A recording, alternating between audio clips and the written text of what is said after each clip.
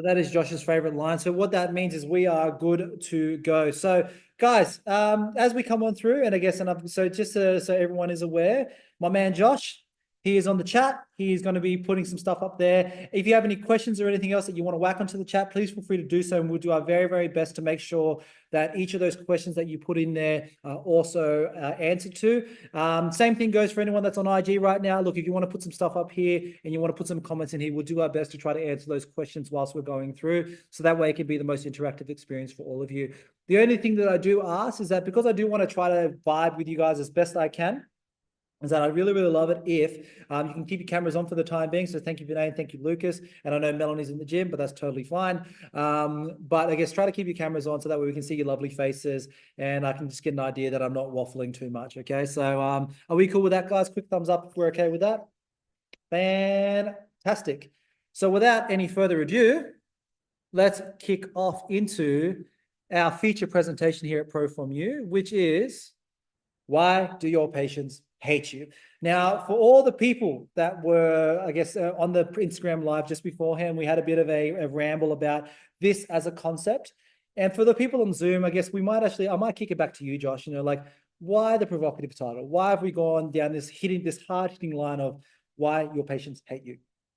I mean, my first thing was a bit of a take the mickey. And it's like, we just like a provocative title, really. Yes, of course. We do like a provocative title. It drew you guys in. So, suckers. Yeah, totally. But I think like at its core, I think like I've been doing this for a while now. You've been doing this for double what I've been doing it. So you've been around the block a fair bit. And I know that Jenny from the block. Yeah, thank you. There's a fair bit of experience in this call as well. And sometimes, more often than not, and just before we hit record, Vinay was sharing his experience as well. It was like, it feels like they genuinely hate you. Yeah. Like it feels like you're struggling to make a connection. Yep. It feels like something is missing and you've missed something. Yeah. And that can paralyze you a little bit, but it can also make you quite anxious. Yeah. Like, oh crap, like am I not as good at this as I thought I was? And that can have a real damaging, real brutal spiral effect. Yeah, kills your confidence. It does, absolutely. If you get that more often than not in your first 12 to 18 months even.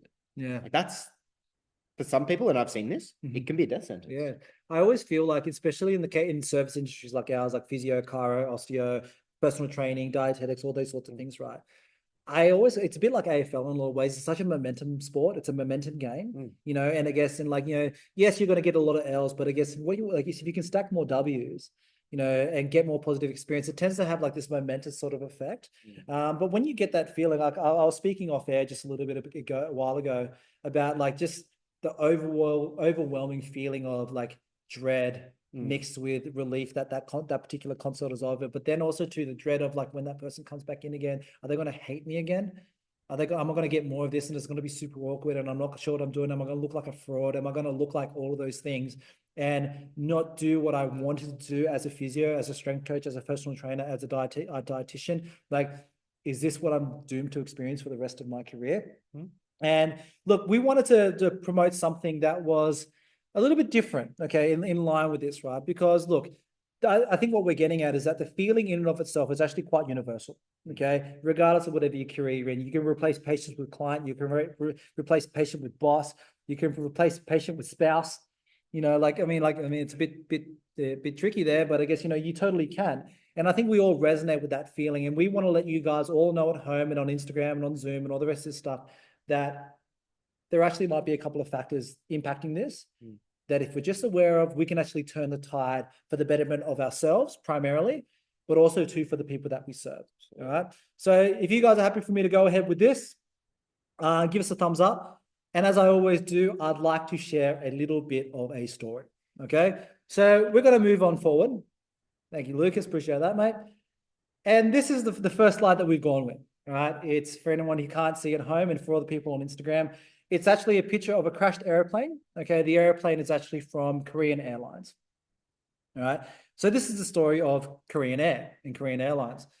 What I guess a lot of us might not know is that during the early 1980s and the early 1990s, Korean Air actually had the worst safety rating globally. Compared to all the other global airlines of the time, They were the worst. And I actually, like, don't quote me on this, but I actually remember reading that the statistics are around, like, the incidence of crashes at Korean Air was 15 times that of the global average across all the other airlines. Okay. So all the ones in the US, all the ones out here, all the rest of that stuff. And you can think to yourself, like, why? Like, why is that the case? You know, you might think about, okay, well, look, that Korean Air might have been flying substandard equipment. They might have been using older model planes. Okay. The mechanics were faulty. Things broke. You know, would that be a pretty fair assumption? I would say, like, you know, guys, quick show of hands, that pretty fair assumption, like at home, sounds about right. You might also say that the pilots themselves weren't as experienced. So when it came to like handling these really chaotic events where a plane crashes, you know, and bad things happen, perhaps these people didn't have the prerequisite skills in order to handle the chaos that ensues with a plane that is crashing. Which, you know, that could be equally true. You know, any other things that you can think of in terms of that, mate? Or you could even go out as far as maybe their systems weren't as good. Yeah. Maybe their procedures weren't the great. procedures weren't good. Yeah, maybe they didn't have up-to-date procedures for the technology, the equipment, the mechanics that they were using. Totally. Could be anything. All those sort of things. And I guess if anyone playing at home has any other ideas, please feel free to whack these into the chat. All right. Because as I finish out this story, this is all going to start to make a little bit of sense. But what if I told you, Josh, and everyone playing at home, that it wasn't the mechanics? At the time, they were flying the most sophisticated planes of the era. You know, it wasn't the pilots, because I guess the pilots themselves, I guess in all the examples of all the crashes that I read, all the pilots had thousands of hours of aeronautical or is it aeronautical for planes? Yeah, that'll go with it. Go with it. Okay, aeronautical experience. Okay, flying planes commercially and privately. So they were good at what they did. They were very, very good at what they did. Okay, yet these things still happen. And when you talk about systems, yeah, you might say that, right? But I guess in something as highly regulated as the aeronautical industry, you'd think that wouldn't be so much of a problem, because in order to actually get up and running, you have to have some pretty decent safety systems and other systems in order just to get quality assurance and actually get off the ground, right? You actually need to have those things in play. See what you did there. Yeah, quality assurance. You know, so let's just assume for a moment that all those things are in check. And in the case of Korean Airlines, that was the case. Why was it the case that Korean Airlines was crashing planes 15 times more likely than every other airline in the world at the time? And this is what I'm saying, is that the answer actually might shock you. Right? The answer was detailed very, very heavily by a guy named Malcolm Gladwell in a book called Outliers, which, for anyone who doesn't know that book, is a fantastic read. And I would really encourage each and every single one of you to go to Dimix, go to Audible, and get that book, because it's absolutely fantastic. And he details it fairly comprehensively, is that the answer was cultural. And you think, cultural? What do you mean cultural? What does that actually mean? Right? And actually, what he means by that, as he goes a little bit deeper into it, in particular with culture, communication within cultures, in particularly the Korean culture, and as it pertained to aeronautical travel and the processes associated with flying a plane. Okay. And one of the primary reasons that he talks about in this book, and which was the downfall at this stage of Korean Airlines, is something that we know of as called the Power Distance Index, right? Has anyone heard of the Power Distance Index before? I see some people shaking their head. Luke's shaking his head. I'll explain what it is, right? The Power Distance Index. There's Ken. Right, let's go, keep going. The Power Distance Index is a measure of the distance between leaders and subordinates. So in a high power distance index country or culture, there is a massive difference between the status of the leader and the status of the subordinate, okay? Think of it like king and servant, that sort of relationship, okay? Where you might actually find that subordinates don't want to speak up the chain of command, and the people on the top of the chain of command are very, very happy to yell down at the subordinates and just tell them what to do, all right?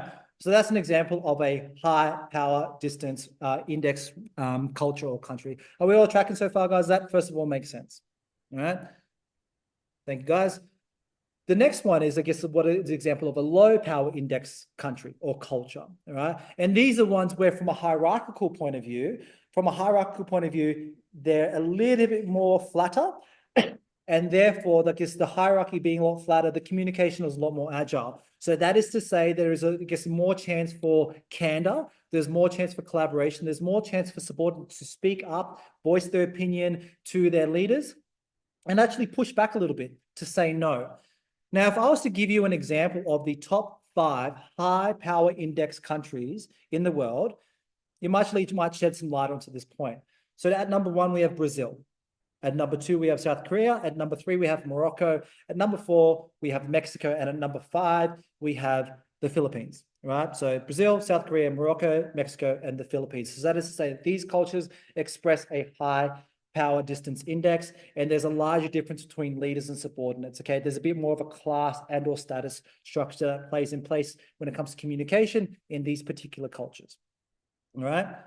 When we look at the 5 lowest, and I think this actually rounds out the point really, really nicely, because I think where it's really important is that, well, Australia is on the list here, okay? And actually makes more sense to us. When we look at the lowest power index countries, they are the US, Ireland, South Africa, Australia, and New Zealand, right? And if you think about someone from the US, Ireland, Australia, South Africa, New Zealand, they're very, very happy to tell their boss where to go, on average. You know what I mean? They're very, very happy to speak up. They're very, very happy on average to display that candor, talk back, have their voices heard, and speak in a very, very direct, clear, concise manner. So what actually happened in the context of Korean Airlines, going back to them for a sec, is that they actually have like the black box recordings of what was actually happening pre-crash. And there was one particular instance where, there was a plane that was flying around LaGuardia Airport. And what actually happened was they actually couldn't communicate to the air traffic control that they were running out of fuel. So the reason why they crashed wasn't because of faulty difficulties. It wasn't because the pilots were incompetent, right? It's actually because they ran out of fuel, right? And they were asked to stay behind in a line in the queue to taxi into the airport. And they actually weren't able to voice their concerns and prioritize their concerns effectively enough to actually bump them up in the queue so they could land effectively. And when you look at the transcripts, unfortunately, and this is what's really, really sad, is that the nature of the communication was very subjective. The nature of the communication was very submissive, and the nature of the communication was also very suggestive. Whereas on the other hand, I guess when we look at some of these low power index countries, it's more direct. It's more, it's very happy to be candid. It's very happy to fight back and actually get things over the line a little bit quicker. You know what I mean? So, and this was actually the case, unfortunately, with what happened with Korean Air. So how did they actually go about fixing it? Josh, you may ask me saying, so how do they actually go about fixing this? And one of the things that they actually had to do from a cultural perspective within Korean Airlines is they actually got a bloke in who made it mandatory that all the pilots in everything that they do from a standard operating procedure point of view is communicated in English, because English being a high power, I guess a low power index language, actually meant that people felt more comfortable speaking up. They were actually enforced and educated and empowered to actually speak more directly. The subordinate leader relationship that was happening between pilots and their subordinates was actually abolished, and they were actually encouraged to be more cohesive in their teamwork. But the thing that facilitated that was the language and the culture. So what are we saying? You know, everything was where it needs to be. The planes were in tip-top shape. Everything was where it needs to be. The thing that actually changed and actually brought Korean Airlines their incidents of poor flight records and plane crash and all the rest of stuff, the thing that brought them back to the standard mean was a intervention in culture and communication and how they communicated, not necessarily on something that we might have thought it was, like mechanics and all this other stuff. All right. Does that first of all make sense, guys? Now, I'd like to open the floor very, very quickly. Josh, do you have anything to say about that before we move on forward? Like, I think it's a pretty stark reminder. It shines a fairly bright light on the importance of communication. Right? You can even, to a point, take the culture side out of it and just look at it from exactly your words. Like I've read that transcript, and it's a pretty traumatic thing to read, because it does go on for quite a while. Yeah. But you look at it, and it's so passive, and it highlights and shines a light on the importance of our words and the importance of the delivery of our words. And it really does indicate some things, which I know you're going to get into, that we can actually glean from that to apply to our lives, not only our clinical lives or our professional lives, but our personal lives as well. 100%, you know.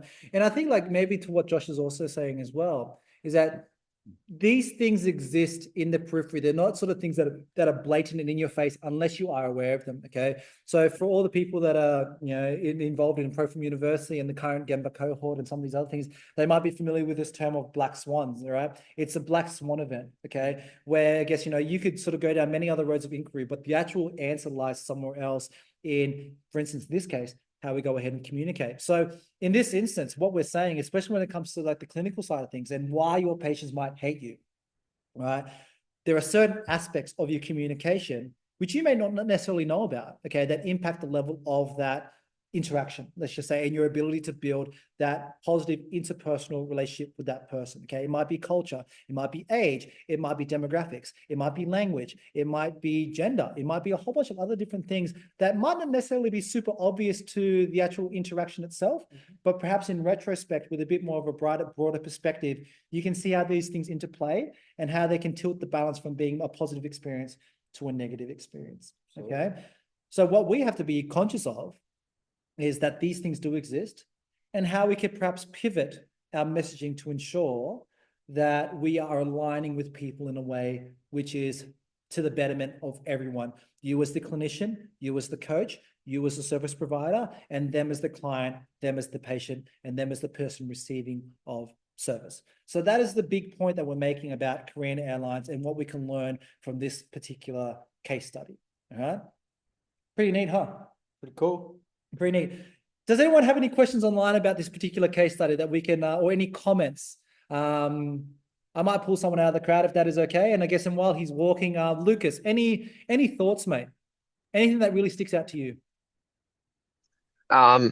Yeah, just reflecting on like certain situations where I've had might be a bad tour of the gym when I was working on reception. Just the way I not necessarily the words, but the way I said them, or I even notice it in the delivery of my tone sometimes. It completely changes it, and yeah, it's pretty cool. I need to read that book. Yeah, it's a cracker, mate. It's a great book. Yeah. I appreciate your insights, my man. But I guess to carry on this thing, right?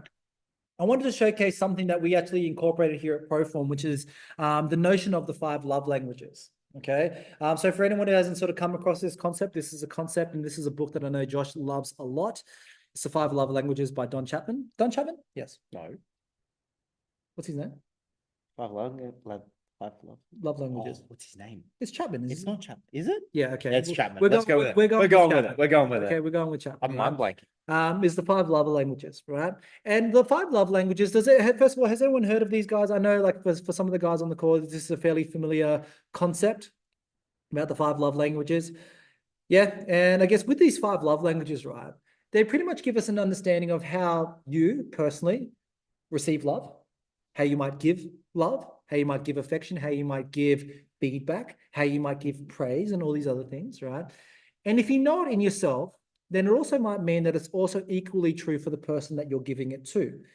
Everyone has different love languages, okay? Everyone expresses them in a different way. But sometimes when there's a mismatch between how we give and how someone receives, it creates that little bit of that misalignment factor, okay? To the point where, and look, I'm keen to see a few hands here if this is the case, where has anyone ever found themselves in a situation where they've done something really nice for someone, or they think they've done something really nice for someone, giving them some praise, giving them some feedback, giving them a present or something like this, and it kind of lands poorly.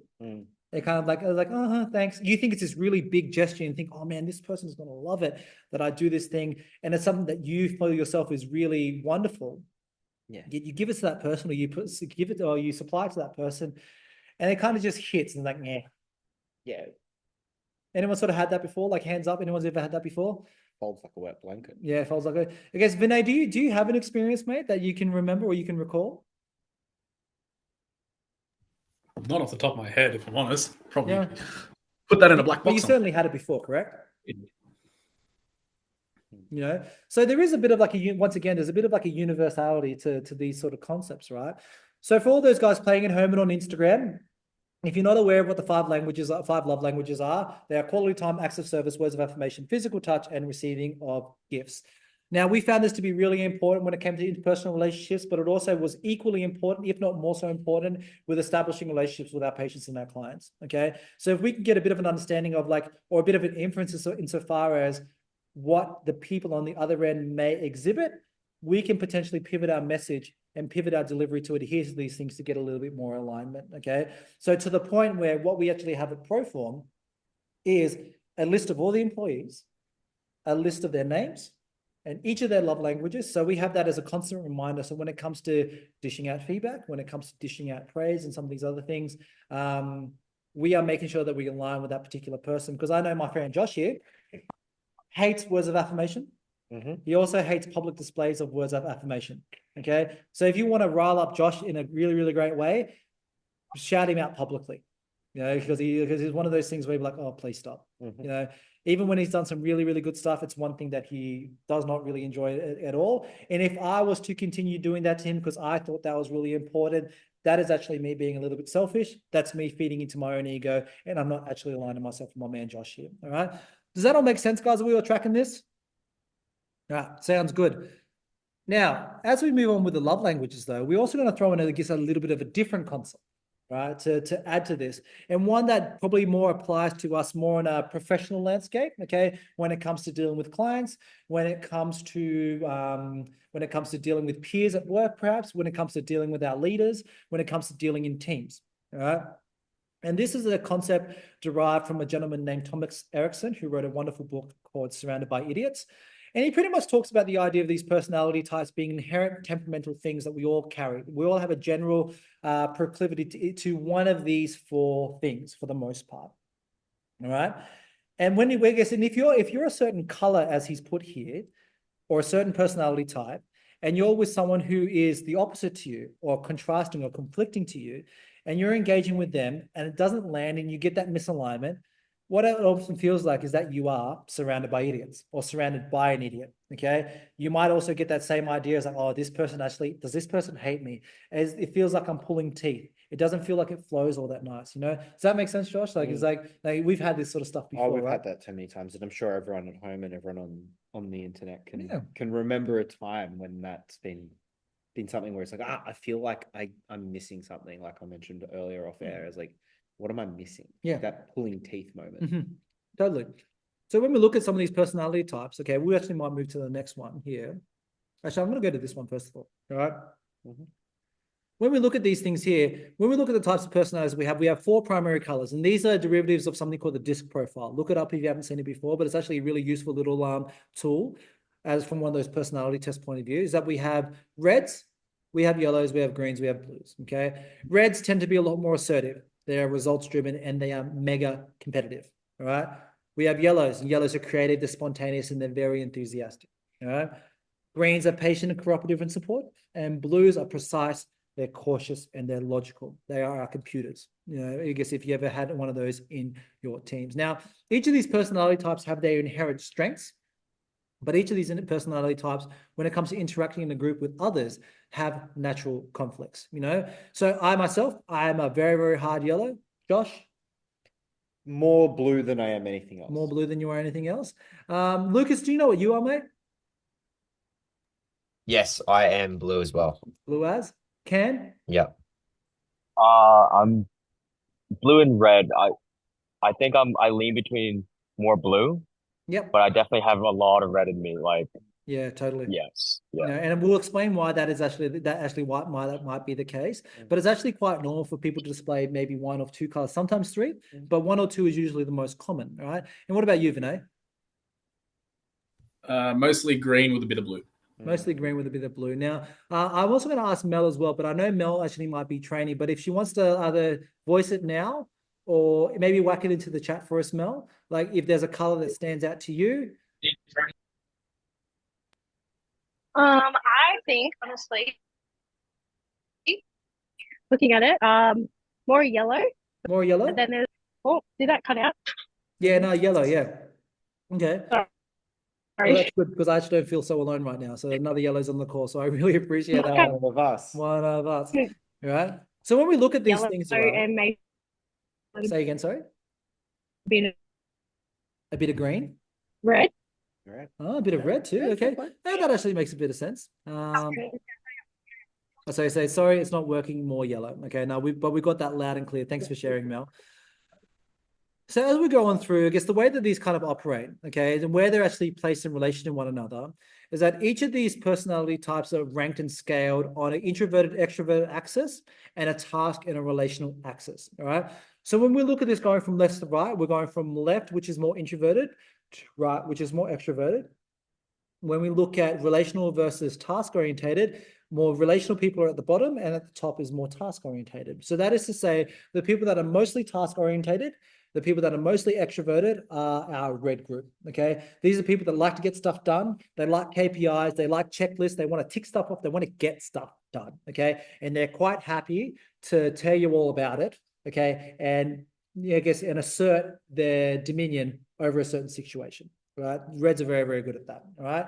Whereas on the flip side of that, okay, if you've got a green who is on that sort of axis the most introverted, yet the most relational. You know, the way that we describe greens for the most part within a company or a culture or a group, these people are the glue. These are the people that want to make sure that everything is done for the betterment of everyone else. And they, for the most part, keep everybody happy. But actually, a lot of the time, they're actually some of the most hardest working people within a group because they want to see a group task or a group thing done to the best of their ability, and they just want to help, you know? So when we look at these sorts of things, you can understand now, like from, I guess, where the similarities between blues and reds are, is that they're highly task driven. Okay. But you can also see how, I guess, a red and a yellow might be similar because they're highly extroverted. You can also see how greens and yellows are more similar because they're more relational. They're all about personal relationships. But you can also see how blues and greens are also related because they're more on the introverted side. Okay, so you can kind of see how there might be some similarities between each of the groups, but that doesn't mean that you're exclusively bound by that axis for the most part. Okay, but what's really interesting is where the challenges typically occur, right? And actually occurs between, I guess, a cross comparison between the reds and the greens and the blues and the yellows. Now, this is really interesting because the way that we described it, like Josh and I, as closely as we work together, we actually exist within a conflict, don't we, Josh? Yes. You know, so do you want to explain that to the people at home? Well, I mean, like you're an incredibly yellow. Yes, I am. I'm more towards blue than I am anything else. Now, Yep. Granted, I have a tinge of green in me, and I have Sure. a fair bit of that. But by logic, you and I are and by this model in particular, Yep. we're polar opposites. We shouldn't work together, but we do. Yeah. Somehow. Yeah. And how we do that is because, well, firstly, we're aware of it. We've done a lot of work to, be able to understand those things and be able to communicate with each other at a level that is required for it to actually make sense in our brains, first and foremost, because again, it has to be received well, right? Of course. Yeah. And I think this is one of the things because, like, I would also go ahead and say that if Josh and I didn't know these things about each other, we actually couldn't maybe show a bit of empathy towards one another. We couldn't actually, without that empathy, we wouldn't be able to get that same level of alignment, which allows us to not only work so well together, but I would also like to say, mate, without shouting you out too much, because I know you hate it, but I guess I also see you as a very close friend, so with these sorts of things in place, like how can a friendship like that exist when inherently there actually might be a bit of conflict initially, So it says that it can still work, but what it then requires from us, and I think this is like, if you can take anything away from this presentation, right, is that all these things can work, but the thing that sets you apart is knowledge and perspective. And at the risk of derailing you really quickly, like that's actually one of the most important things is it's that perspective.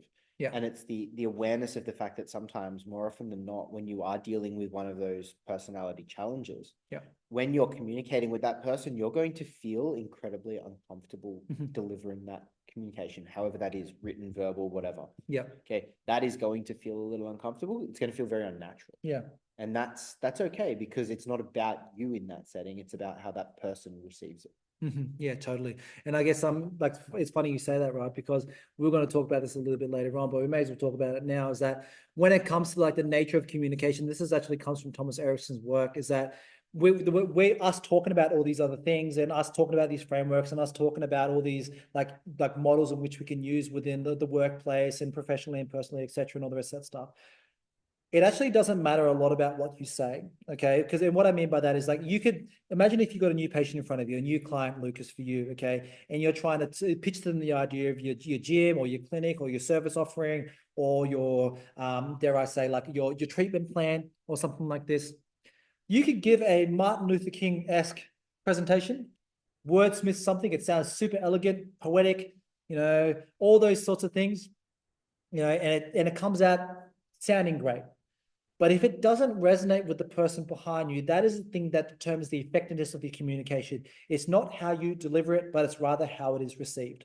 So what the emphasis on us is to do is be able to calibrate and to, dare I say, like pivot how we actually go about our communication to make sure that it resonates with the listener, okay? So we ran this experiment a little bit in the Gemba this year, and I guess I wanted to throw it back to you, Lucas, you as a bit of a blue, right? Out of the colors, who do you find the hardest to communicate with? I would probably say maybe a green. Yeah. I would say, yeah, closest to green because I think I have a little bit of red in me, so I can figure out how I would want to be spoken to. But someone who's like the more relationship sort of side of things that's where I find it a bit challenging. And that's what I was actually gonna type in the chat a question. How do you figure out who they are? Like if it's a quick interaction, how can you figure out, okay, this person likes to be communicated this way? Yeah. Or how do you figure that out? Josh is loaded up. I'm loaded up by being aware of this, not just for yourself, but being aware of what the other traits are of the other colors is really important. Okay, traits. It's very, very similar to the love languages as well. You can't sit there and ask a person. Imagine that on your intake form. So, what are your love languages? Yeah, what's your disc profile? What's your love language? Like it's a bit of a weird thing. Yeah, right? before you come in, before we talk about your shoulder, or before we talk about how we can get you fitter or healthier, you need to do these tests. No, it doesn't work like that. So it's all on you. It's a bit of personal responsibility there. Yeah. Does that answer your question? Yeah, definitely. But can I sort of fuel you up a little bit because I feel like you're locked and loaded here, mate. How does a red walk into a consult room, or how does a red walk into the gym? With a lot of swagger and a lot of arrogance. Yeah. More often than not. And they've got this, look, let's go with those words because I've said them. I can't take them back now. Sorry, they're on the internet. But also like there's an aura about it. Yeah. There's an aura. And Definitely. it's like this aura of I know what I'm here for. Yeah. And I know what I know what you're gonna give what me. You're gonna give how me. You're gonna help me. Like Reds of because it's me. It's because one of the things that we actually know about Reds quite primarily is that as far as like dealing with uncertainty, the way that they deal with uncertainty is by taking control. So they're going to be very directive, they're going to be very assertive, they're going to be very clear and concise and laying out their expectations about what they want out of a certain interaction, and they're going to pull no strings in telling you that. Often when they walk in, they beeline to places. They don't wander around. They don't sort of like, nothing about them is ever unsure. They know exactly where they are. They know exactly where they want to be, and they do those sorts of things. Whereas on contrast to say like a yellow is going to come on in. They're going to be a bit more lackadaisical. They're going to be, how's your day? And they're going to start chirping all that sort of stuff, whereas like a lot of the times, like your Reds are going to come in, sit down straight away, and they're going to demand what they want out of you. Blues, on the other hand, are usually going to come in with a list of their analysis of their problems, okay, and almost like a systematic review about why that is the case. Whereas like sometimes your greens, you're going to have to like work a little bit out of them. I guess they might at first appear a little bit shy. They don't want to give off too much, for fear of making it harder for you. Okay. Because I guess greens they're so empathetic, in regards to like how they go about their dealings. So I guess it often carries off in their demeanor, especially if they are a hard green. So like there are certain little quips and certain little traits that often come about, but these are the ones that I personally have noticed. But I guess what you generally find is that the more extroverted types are a lot easier to recognize. The blues and the greens need a little bit more digging, but you can often see what's up. Does that answer your question, Lucas? Yeah. If I can float it to one more person, just because you're on the call as well, mate. What about you? Like, which ones do you struggle with the most / hate? It's a strong word. I've learned to shift perspective again, power foresight. But blue, blues and reds are definitely my hardest. As a blue myself, I'm very clear cut. I know exactly what I need. And same thing with reds. Like I'm driven. Like I know exactly what needs to be done. I go and I do it. And it's all calculated beforehand. So blues are the same thing. They come in like I have this.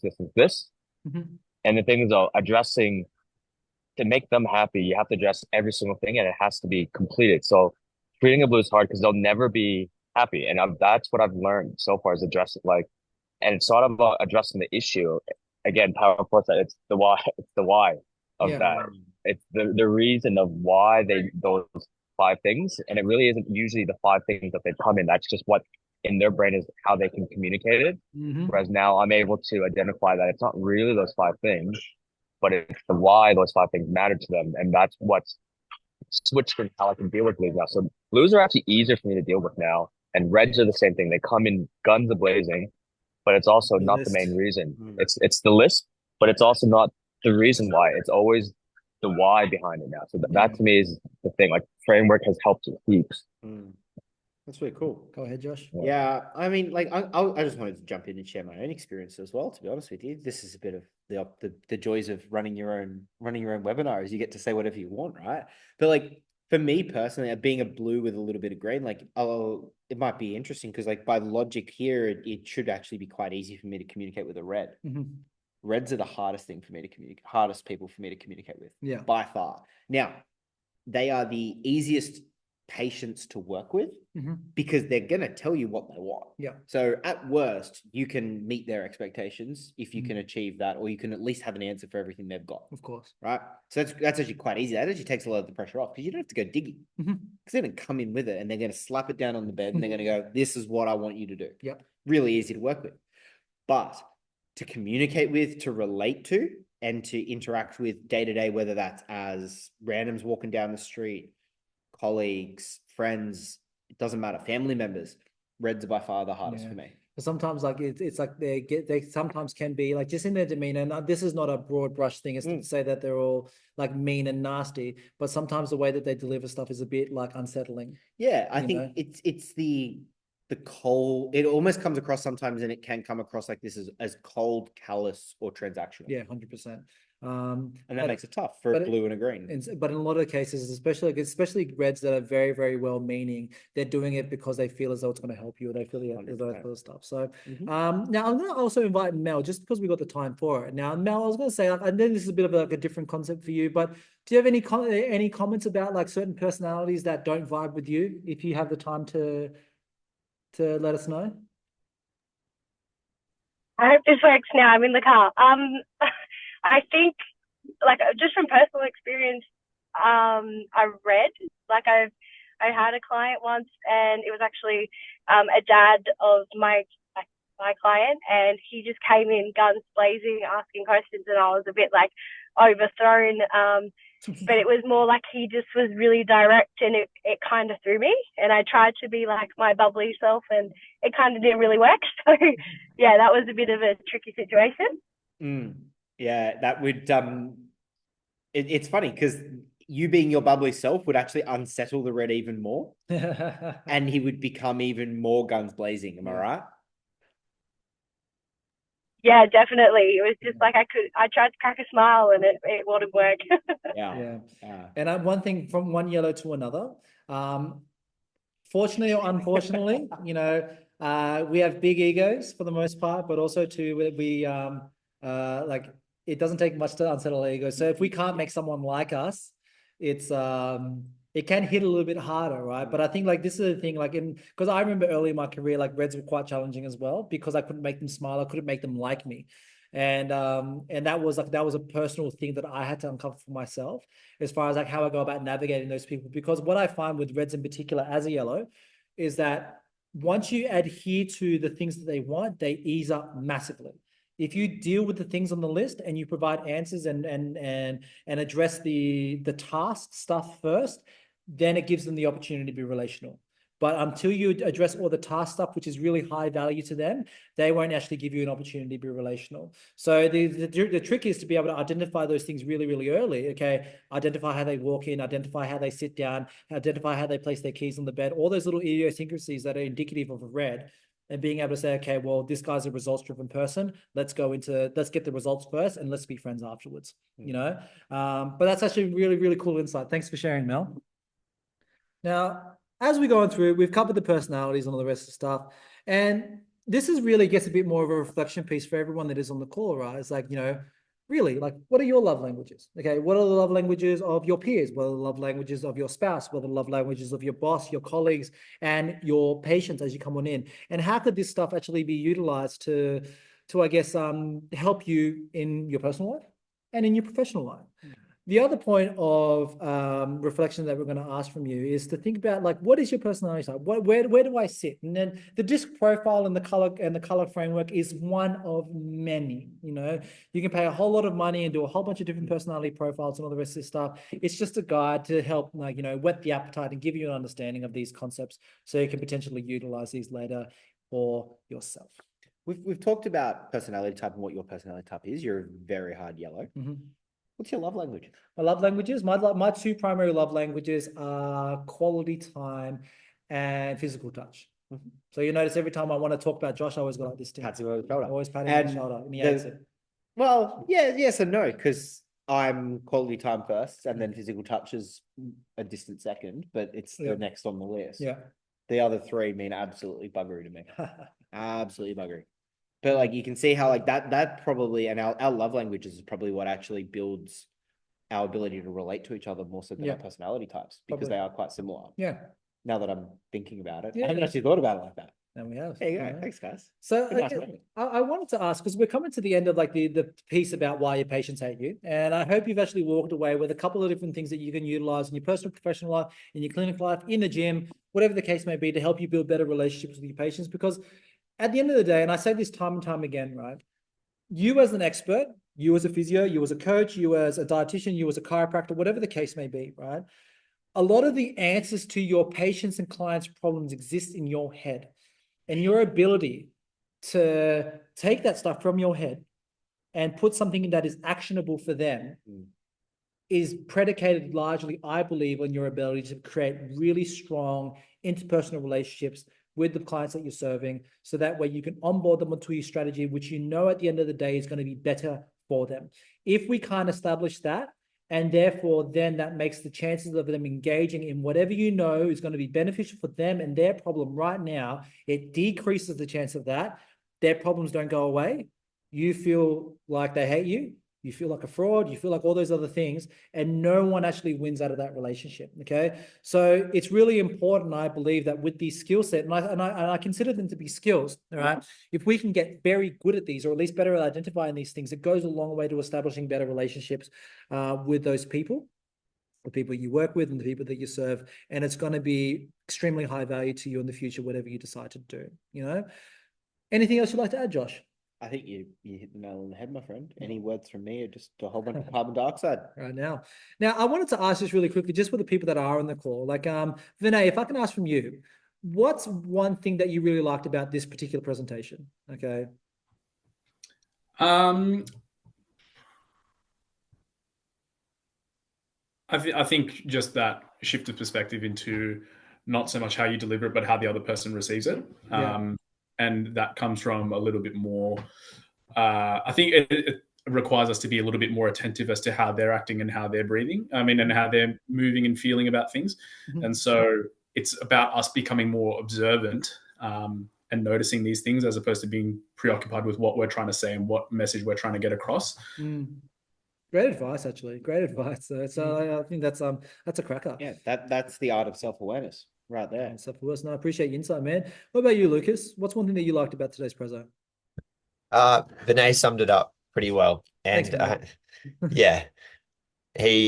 I think looking back on times where it might not have went so well with an initial consult, tour, or interaction, having that mindset instead of thinking, oh, it's my fault that they didn't like me. It's not necessarily that. I just didn't appeal or portray their issues or problems, what they were coming for, in the way that they like to receive it. Yeah, that alone with them. And you know what that is Yeah. then? That's not like I'm bad at what I'm doing, but what is now is like, okay, well, now I have a way to change it. I have something that I can do, which is actionable to then improve it the next time. Yeah. Yeah. You know what I mean? It's no longer this thing of like, oh man, like, is this what I'm meant to do? Like, do I really suck at this? Or is like, and like, you know, and all the other negative emotion that comes with that, right? No, it's actually something very, very different. You know, it's something that you can work on. It's a skill that you can address. And like we talked about a little bit like off air, is this idea of we call it professional separation, you know, and that's not a callous term by any stretch. But the professional separation is, it allows you to separate professionally as, okay, like, have I done everything I can for this person? Okay. And if all it is that, okay, I've done everything that I can, but I just need to pivot it so that way it aligns with that particular individual, so it hits harder and resonates with them better. That's something that you have control over, you know, and it makes everything just that little bit easier moving forward, man. So got time for one more person. Okay. One more person. Can I hit Mel, if that's okay? One thing that you liked out of today's preso. I think it was just good to like see how we can relate like the different personalities into physio in particular, or into clinic, because I never thought of it that way. Like I knew the difference in personalities, and like it makes so much sense. And just like revising clients that I've had that I haven't clicked with, and it was in fact like those different personalities that were harder to like kind of break those eggshells, you know. Yeah, it was never your Lockman's test that was the problem, right? Yeah, no, not at all. Yeah, no, understood. That's really cool. No, I'm glad that is the case. Now, look, in the interest of value, and I guess, and we want to thank you so much and honor each and every single one of your time, just like joining us in this call. And also too, for the people that couldn't join us today, because there was a fair few, and unfortunately they just couldn't join us for whatever reason. We still want to make sure that they're getting the value out of this too. And I guess, in just considering that in the interest of value and all the things that we've talked about, what I wanted to actually segue this next little bit into is like how you can learn a little bit more about this sort of stuff, especially if it sounds like, hey, look, this is really good stuff. These are things that I can utilize in the clinical practice. Where can I find out more? And this is where I get the great joy of talking to you a little bit more about what Proform University is offering. And we're actually very thankful that we're joined by a few people in the current Gemba cohort, I guess, as you know, soon to be alumni of this current cohort, to maybe share some of their experiences as well. But is that all right, guys, if we talk a little bit about like Proform University, this thing that has been Josh and my baby for the last 9 months, getting it off the ground? We're going to talk about this thing called the Gemba. It's gone full term, apparently. It's gone full term. 9 months. It's ready to pop. Yeah, it's ready to go.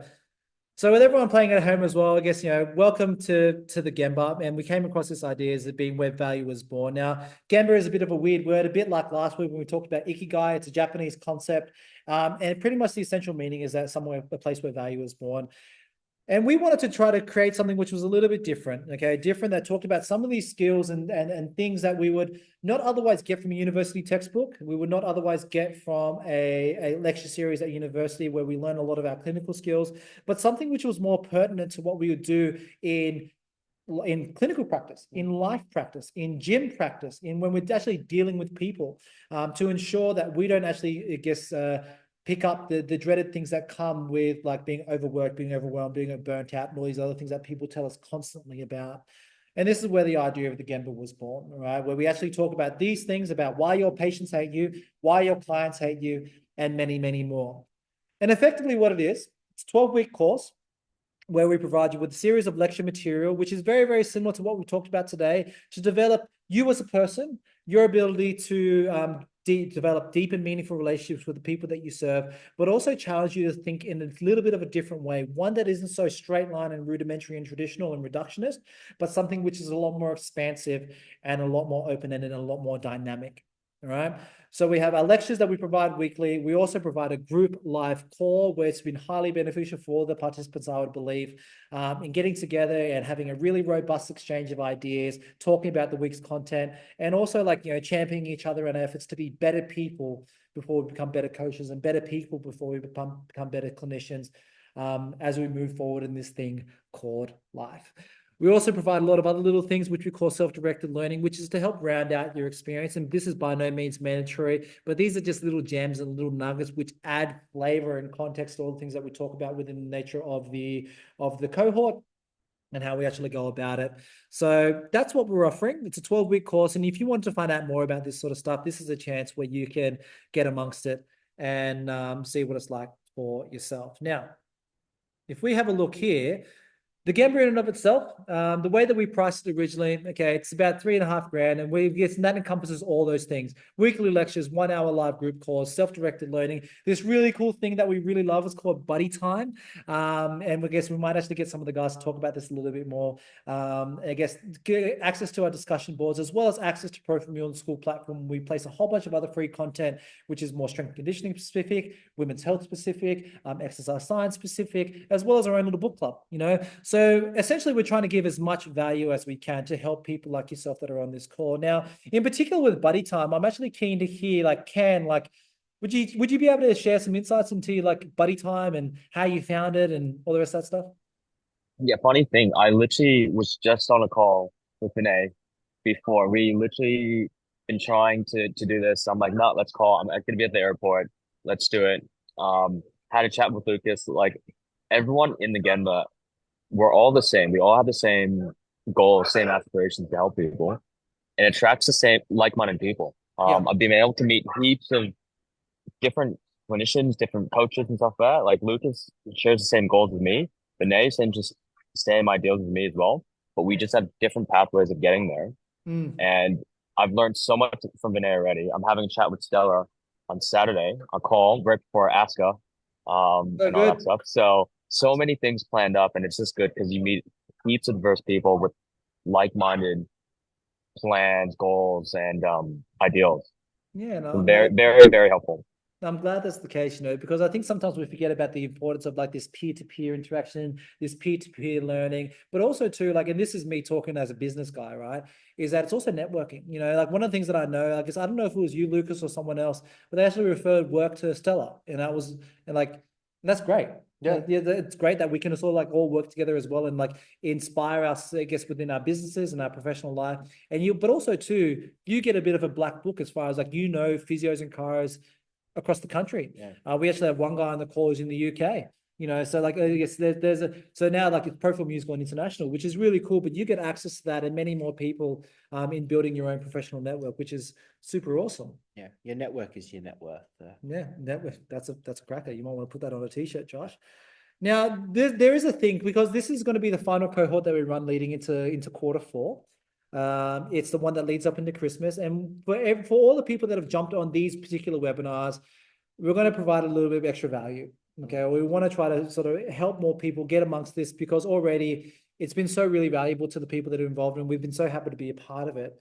Is that if you're someone who wants to get involved and wants to enjoy a little bit of a gift from us, if you sign up today and be a part of the next Kemper cohort, we're offering it at this price here, which is $28.50. Okay, but it's under the proviso that you're signing up today as a result of this particular webinar as an early bird special, because other people will not be getting this discount. Okay, so that's where it's at. So as it stands, if this sounds like you, we've just put a type form into the chat, and this type form takes you through to a sign up guide where you can get started off this crazy and take advantage of this crazy offer and secure your place for the coming Gemba. All right. So that's effectively what we're offering. It's all out there: lectures, live calls, self-directed learning, heaps of value to get you moving in your career. And I hope as well, and it's one thing that I can sort of say from the people that we've had come through the cohort so far, is take their careers on a different trajectory, one where they can actually be more of themselves and do clinic life and professional life the way that they want to, helping the people that they want to, and making the type of impact and leaving a legacy that we want to. Yeah. Are we all cool with that, guys? Does that sound cool? Mel, are you all right with that on the phone? And if people are playing along on Instagram, happy with all that? I'm going to assume that is the case, right? So that's effectively where we're at. Now, before I finally sign off on this, is that I want to let you know, I guess as another reminder, we are having another webinar next week at 6:30 p.m., which is also free, which is titled You are not the hero. We're going to talk a lot about things about how you position yourself as an effective clinician to get more out of your consults and more out of what you do from a professional standpoint. For all those people that are already on this call, please tell your friends, okay, if they want to be a part of it. You can find the information to sign up for that on school platform. You can find ways to sign up for that via our socials. But please, be doing us a massive favor by sharing anything that we say about this stuff, so more people can get amongst this and get on this gravy train that Josh and I are trying to do.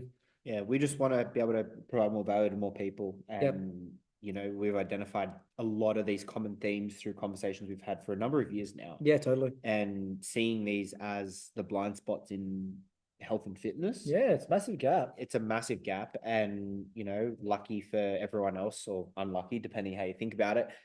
We like to talk. We talk a lot. You've spoken a lot tonight. I think next week's kind of swings around and it ends up being me sending it off the deep end, but that's okay. And we're just here to provide more value, guys. So we'd really love it if you'd be able to share however possible with your friends, with your family. Hey, bring your mum. I don't mind. Yeah, I love to chat to mums. That's true. Now, guys, like, we're about to sign off here, but first of all, is there any comments, questions, queries? Like, Lucas, have you got any other questions for us, mate, that we can stimulate some more conversation with? I think anyone who is sort of on the fence about it, if I could go back and tell myself to do it earlier and sign up earlier, I would have. Yeah, this stuff's incredible, the stuff we're learning. No, I'm glad, man. And like, look, It's amazing. we appreciate that too, man. Because like I said, like Josh was saying, we want to try to do everything that we can for as many people as we can, I guess, in our position. Because like, look, the attrition rates in all of healthcare, it seems, are really quite high, and it's really quite damaging, I think. And it's not a place where I think the industry wants to go. We're losing a lot of good people. Yeah, but it's the way it is going right now. Unfortunately, so we've got to do something about it. This is our small way of being able to make people, to do our bit to minimize the risk of that continuing. 100%. Not on our watch, so to speak. 100%. What about you, Vinay? So I guess it's now it's down to the trio. Any lasting thoughts? Any other little things? I think for people who are, you know, struggling with a few things in terms of direction and where to go, and feeling like, you know, you're not succeeding or you're not getting out of this profession what you wanted, it's a good way to, you know, kind of look inwards on and find some answers that aren't just external, and maybe take a little bit of weight off your shoulders, and not put all that burden on yourself and think that, you know, it's all your fault, because there's things you can change. Of course, man. I think that's also like great advice as well, man. So, look, I think that's pretty much rounds us out. Yeah, that wraps us up, guys. Appreciate you guys all hanging. Yeah, definitely on a Wednesday night like this and being a part of it. We really appreciate you guys being here with us tonight. If there is anybody still over on the internet, thank you. I might actually sign that off now. We might close that one. And for the guys who happen to watch this back over the next week or so, guys, thanks for sticking with us for an hour and 4 minutes. We've done well. That's it. Lucas, do you want to stay on the call, mate? And guys, we will chat to you soon. See you later, Instagram.